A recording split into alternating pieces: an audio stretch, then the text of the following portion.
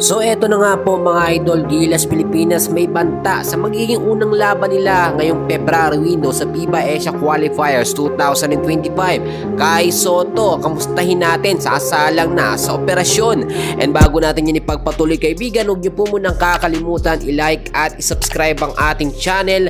Maraming salamat po. Well mga kaibigan, alam naman natin na ilang linggo na lang po simula ngayon ay magsisimula na ang FIBA Asia Qualifiers 2025 ngayong February window mga kaibigan, at inaasahan natin na ang lineup ng Gilas Pilipinas ay malakas. Pero sa hindi po inaasahang kadahilanan na ang ating pambato at sentro ng Pilipinas si Kai Sotto ay nagkaroon po ng injury, ACL po ang aking tinutukoy, natatagal po ng 6 months hanggang 1 year ang pagpapagaling. So nakita naman natin, naka-lineup naman so far si Kai Sotto sana sa Gilas Pilipinas, pero dahil sa ganitong nangyari ay posible siyang palitan ng ibang big man. Nakahanap na mga kaibigan si Coach Timcon at kumpirmado namang si Japet Aguilar ang ipapalit mga kaibigan. Pero syempre alam naman natin na hindi po kayang pantayan ni Japet Aguilar ang kalibre ng laruan na meron po si Kai Sotto mga kaibigan. Dalawang kupunan po kasi ang mga kalaban ng Gilas Pilipinas ngayong February window, ang Chinese Taipei at ang kupunan ng New Zealand. At kung sakali nga pong maunang mga kalaban ng Gilas Pilipinas ang Chinese Taipei mga kaibigan, inaasahan natin dito ang dirty tactics o medyo maduming paraan ng pakikipaglaban. Lalo na ngayon, wala si Kai Sotto mga kaibigan, walang dedepensa o walang poposte. Do meron tayong Junmar Fajardo, given na mga kaibigan ang kanyang depensa. Pero yung sinasabi natin na Twin Tower sa Gilas Pilipinas medyo malabo pa mga kaibigan.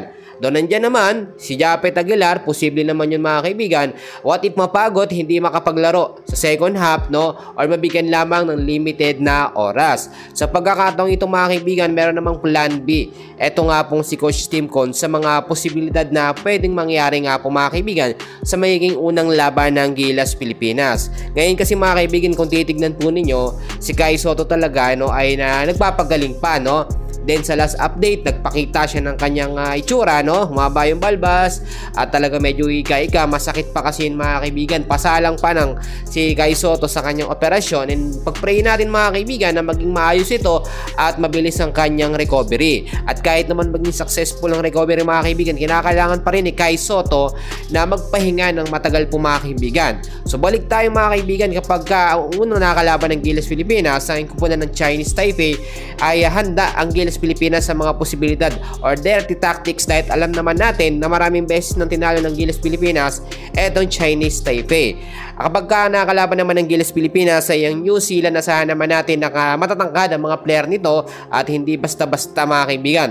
So dapat talaga may Kai Sotto, pero dahil wala, talaga magkakaroon ng panibagong adjustment ang Gilas Pilipinas. Big adjustment po aking tinutukoy. So far yan muna update natin, and please kaibigan, huwag niyong kakalimutan mag-like and subscribe sa ating channel.